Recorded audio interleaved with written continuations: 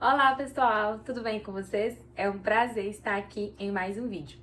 Bom, o tema que eu trouxe hoje é uma pergunta que eu ouço muito no meu consultório, ouço muito no meu dia a dia, ouço muito dos amigos que têm filhos e eu sempre tento responder isso de uma maneira mais sucinta e nesse vídeo eu vou trazer alguns pontos importantes que respondem essa pergunta. Bom, e o tema é: meu filho é saudável?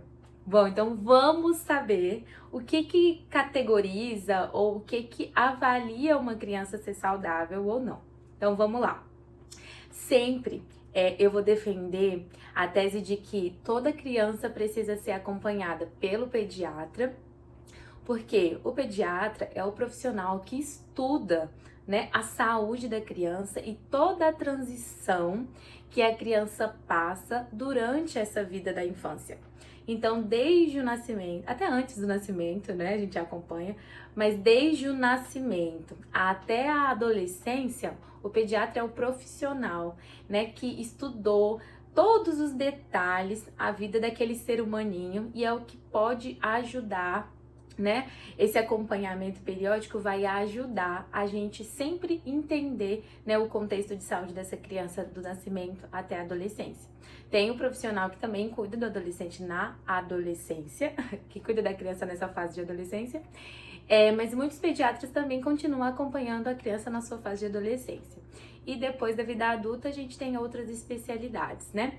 Mas a criança precisa ser acompanhada pelo pediatra, é importantíssimo. No primeiro ano de vida de mês a mês, depois de um ano de vida trimestralmente, semestralmente, e depois que atingiu aquela primeira fase da infância, a partir ali dos 2 aninhos, pelo menos uma vez ao ano, essa criança precisa ir até o pediatra, certo? Então eu sempre vou defender essa tese. Natália, mas você é nutricionista, por que tanta importância de falar sobre o pediatra? Porque o nutricionista e o pediatra, eles andam assim, ó. Eu tenho colegas pediatras que me mandam os pacientes deles, assim como eu tenho os meus pacientes que eu encaminho para esses pediatras. Porque eu acho que nós precisamos lembrar que até certo ponto podemos ajudar, mas que em alguns outros momentos a gente precisa de ajuda de pessoas, de profissionais que são habilitados a tratar das nossas crianças de maneira efetiva e adequada. Então, o pediatra, ele precisa acompanhar o seu filho, a sua filha. Ele precisa ter um acompanhamento periódico com esse profissional. Bom, depois disso, né, depois dessa pequena reflexão, o que eu acho muito importante de citar, o que é avaliado durante todo o crescimento infantil com relação a se essa criança é ou não saudável, é a gente acompanhar o peso e a estatura dessa criança e a progressão dessas duas medidas. Visivelmente, as famílias acabam diagnosticando erros que não existem.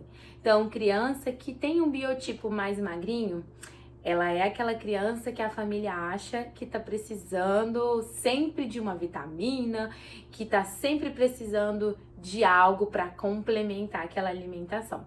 A criança com um perfil mais gordinho, muitas vezes, até aqueles 2 aninhos, é vista como uma criança saudável. Ela é gordinha, ela é forte, ela consegue, nananana.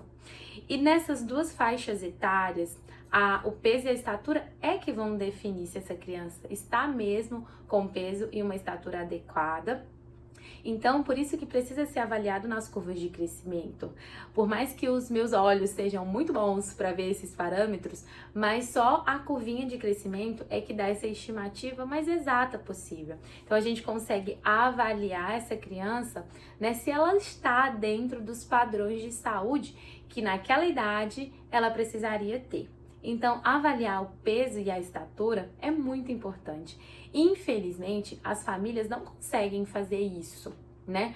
A não ser os filhos de médicos, de nutricionistas, mas de modo geral não consegue. Por quê? Porque só o peso na balança não diz nada. Assim como só aferir o tamanho também não diz muita coisa. O compilado dessas duas informações, peso e altura, é que vão nos dizer muitas coisas. E a aferição dessas duas medidas, elas não são só isoladas. A gente compila peso com altura, beleza. A gente compila altura para a idade, a gente compila altura né? Pelo aquele peso, a gente altura o peso pelaquela idade. Então, tudo isso é avaliado, né, de maneira mais detalhada e traduzida. Porque se você jogar no Google peso e altura da sua criança, eles vão te dar as curvinhas de crescimento. Tá, mas e interpretar isso? O que que isso significa? Se meu filho não está dentro da curvinha ideal de crescimento, o que que tá pra cima, tá pra baixo? E aí, eu faço o quê? Então, por isso que o profissional, ele é tão importante. Importante para te nortear se esse crescimento estatural e de peso está dentro do ideal. Então, esse é o primeiro ponto, é o primeiro princípio que a gente avalia. O peso e a altura da criança. Eu sempre conto assim para as famílias, que primeiro a criança ganha peso, depois ela ganha estatura. Peso, estatura. Então tem fases da criança que ela tá mais gordinha, tem fases que ela tá mais magrinha. Tem fases que isso se destaca muito, né? Um pouco mais de ganho de peso e depois aquele estica que a criança sofre. Então, é muito importante que a gente acompanhe isso.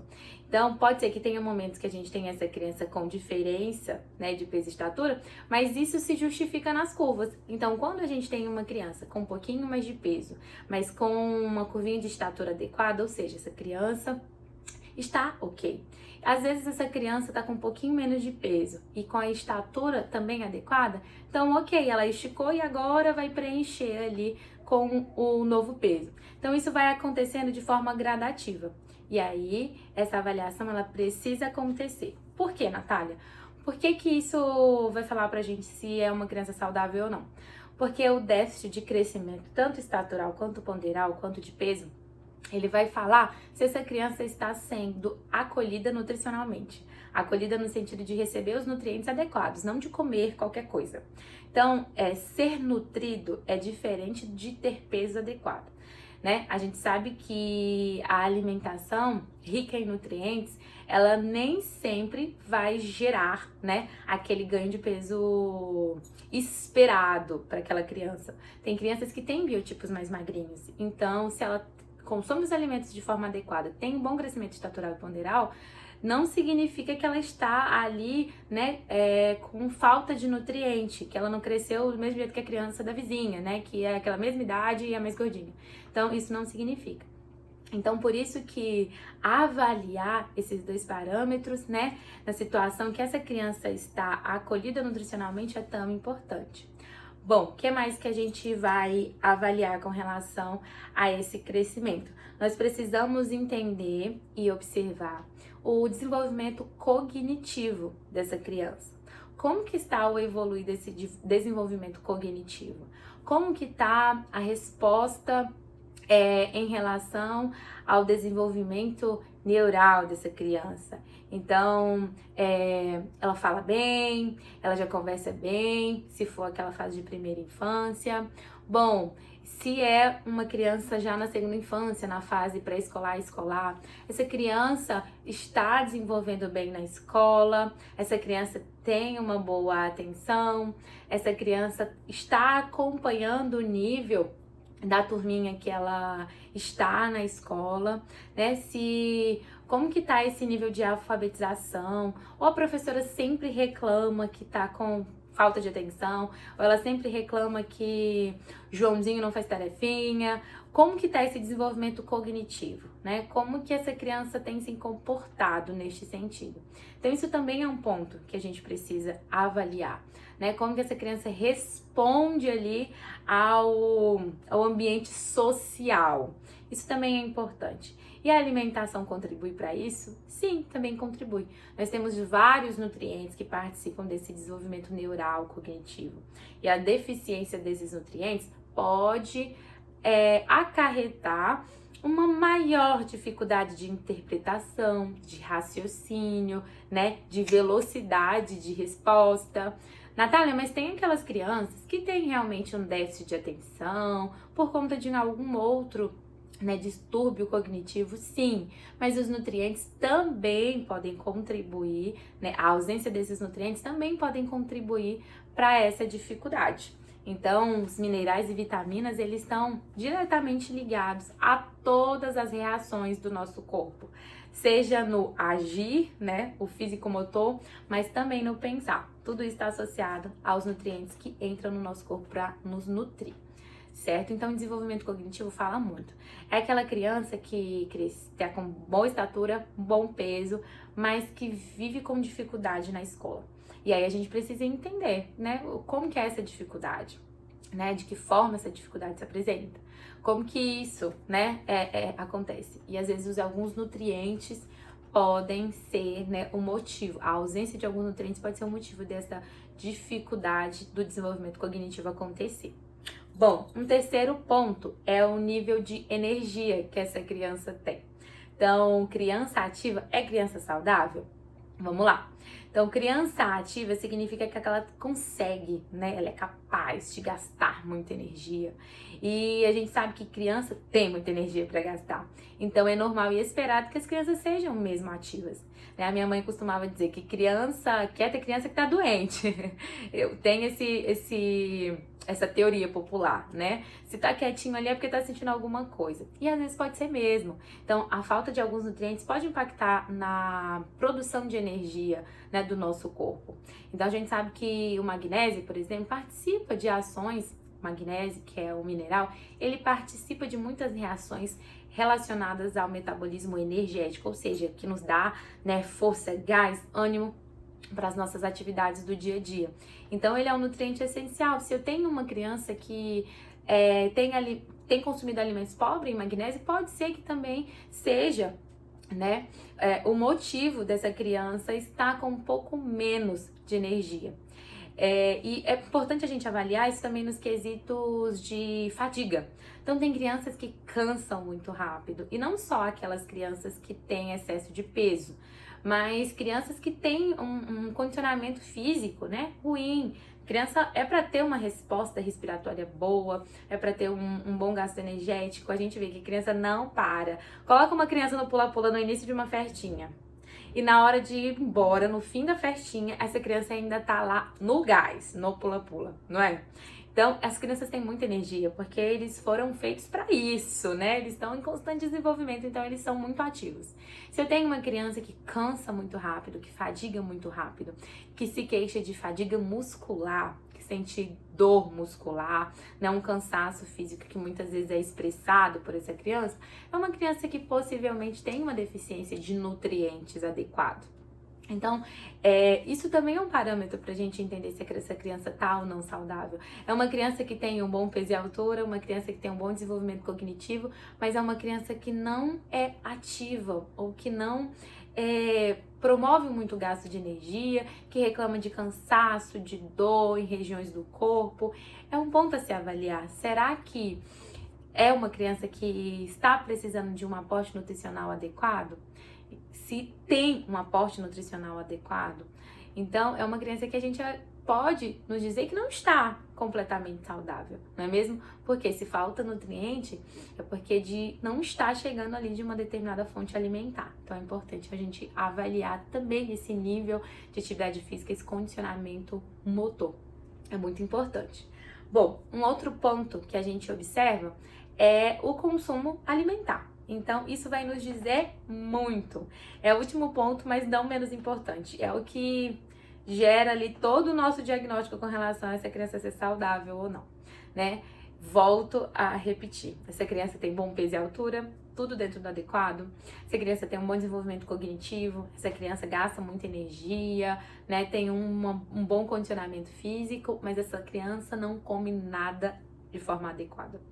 E eu percebo que muitas famílias, elas vêm pra mim somente com um questionamento, né? Ah, essa criança precisa estar aqui porque ela não come bem, né? E aí eu começo sempre perguntando como que é o estilo de vida da família, como que é o estilo de vida dessa criança, como que ela dorme, que horas que ela dorme, que horas que ela acorda, se ela tem um bom despertar, um bom adormecer, pergunto do nível de atividade física, pergunto como que é na escola, pergunto várias questões com relação à rotina diária. E depois que eu pergunto da alimentação, Natália, mas como nutricionista você não tinha que pensar principalmente na alimentação? Sim, porém, muitos outros fatores estão associados à alimentação. Às vezes, essa criança come mal, não porque ela quer comer mal, mas porque no ambiente, no contexto familiar dela, é o que tem, é o que ela conhece, é o que ela sabe que é comida. Então, por isso que vai ser ruim. Outra coisa, às vezes essa criança come mal porque ela dorme mal. Então, elas têm, né, um controle de fome e saciedade bagunçado, então ela vai comer mais. É uma criança que gasta pouca energia, então possivelmente ela vai acumular mais energia vindo dessa alimentação e às vezes de uma alimentação adequada. Então o contexto geral da criança é muito importante, mas o consumo alimentar ele nos diz muito. Então, se eu tenho uma criança, né, com todos os perfis anteriores, ok, mas que não come de forma adequada, eu posso não ter um dano nesse momento presente, mas eu com certeza vou ter um dano a longo prazo. Nossa, Natália, mas é tão radical assim? Não é sendo radical. Nenhuma alimentação inadequada não tem uma consequência indesejada. Isso é fato. Tudo que a gente planta, a gente colhe. É bíblico, né? Então, se a gente tem consumido alimentos de maneira inadequada, uma hora a conta chega. Uma hora o dano vem como consequência daquele mau hábito. Então, a alimentação, ela é primordial na saúde da criança, na saúde da família e no desenvolvimento de todos esses perfis que eu já mencionei para vocês. E o que é uma alimentação saudável? A alimentação saudável é aquela alimentação que é rica em comida de verdade, né? Que tem legumes e verduras, que tem as frutas, que tem os cereais, que tem as raízes e tubérculos, as leguminosas, as castanhas, né? E o que não tem em uma alimentação saudável, ou o que tem menos, né? O que tem eventualmente na alimentação saudável? São os ultraprocessados, que não deveria ter. São os alimentos extremamente açucarados, que não deveriam ter. São os alimentos ricos em gorduras, frituras, que não deveriam ter. Mas se tem numa menor proporção, muito menor proporção, já adequa dentro daquela alimentação. A gente fala muito que nutrição é equilíbrio, mas é um equilíbrio onde a balança pesa para onde está mais saudável. Não é equilibrado, mesmo tanto que tem aqui de besteirinhas, tem que ter aqui de saudável. Não é equivalente. Precisa ser desproporcional. Precisa ser mais saudável e menos não saudável. Bom, e evitar esses alimentos na rotina, esses alimentos ultraprocessados, né, essas besteiras, é muito importante. Ter uma vez ou outra, né, eventualmente, tudo bem, desde que não seja de maneira excessiva, porque às vezes o único dia que a gente extrapola de maneira exagerada vale pelo mês inteiro. Então, é com ordem e decência, numa quantidade moderada e eventualmente. Então, esse eventualmente não vai estragar o que eu faço de bom todos os dias na minha rotina. Então, ter uma rotina saudável, de consumir bons alimentos, de fazer atividade física de maneira adequada, se tem uma boa noite de sono, a gente tem ali uma boa produção hormonal, a gente tem ali um bom desenvolvimento cognitivo, a gente tem ali um bom gasto de energia, a gente tem ali como consequência de tudo isso, um bom desenvolvimento de peso, de estatura e nutricionalmente essa criança está bem acolhida, porque tem chegado os nutrientes que ela precisa, né, de maneira efetiva. Então isso é ser uma criança saudável. Mas o que nós temos visto? Crianças que têm ido dormir super tarde, crianças que estão ali, né, em constante contato com os tablets, com as telas de modo geral. Crianças que comem muito ultraprocessados, essas besteirinhas, né, que falam que é feito para as crianças e não é. McLanche Feliz não faz criança feliz, né? Isso é um marketing da indústria para vender isso, né? E as crianças, elas são mais vulneráveis, né, a esse marketing. Então, é muito importante que a gente entenda o que é ser saudável e o que não é. Então, se é uma criança que dorme mal, como eu falei, é uma criança que tem pouca energia, é uma criança que está ali atrasado no crescimento ou no desenvolvimento da escola, não é uma criança saudável. Algo está errado e a gente precisa avaliar a fundo. Então, mais do que peso e altura, mais do que uma fruta que come ao longo do dia ou uma verdura que come ao longo do dia, a gente avalia todos esses pontos para considerar se a gente tem uma criança saudável ou não. O contexto familiar também diz isso. Não tem como uma criança ser saudável onde o ambiente, que a mãe e o pai, não é saudável. Por mais que consiga controlar aqueles primeiros 2 anos de vida da introdução alimentar, mas depois essa criança começa a comer a comida da família e a comida da família não é de qualidade, com certeza essa criança não vai mais ser saudável. E é muito importante que a gente se lembre que nós, como família, como adultos, somos exemplo. Então, tudo que nós fazemos, as crianças estão ali tirando cópia, né, de cada uma das nossas atitudes e comportamento. Então, é muito importante que nós sejamos esse exemplo de indivíduo saudável, porque isso vai refletir diretamente no crescimento e desenvolvimento, né, e nos dizer se essa criança é ou não saudável. Bom, é isso. Espero que eu tenha conseguido trazer um pouco de reflexão com relação a esse ponto. Eu acho que é muito importante a gente falar sobre isso, sobre ser saudável, sobre o que é ser saudável. Muitas pessoas têm usado esse termo ser saudável, né, por conta de um bom hábito. Mas a gente sabe que para ser saudável, a gente precisa ter um estilo de vida bom, né? Não é um único hábito, mas é um estilo de vida que seja mesmo saudável. Então é isso. Espero que vocês tenham gostado. Se ficou alguma dúvida em relação a algo que eu falei ou que eu não falei nesse vídeo, fico à disposição aqui nos comentários. Se você quer uma sugestão de algum vídeo, coloca aqui nos comentários, também vai ser um prazer fazer esse vídeo pra vocês. Aqui embaixo tem as minhas redes sociais, Facebook e Instagram, me acompanhem lá também. E é isso, um grande abraço!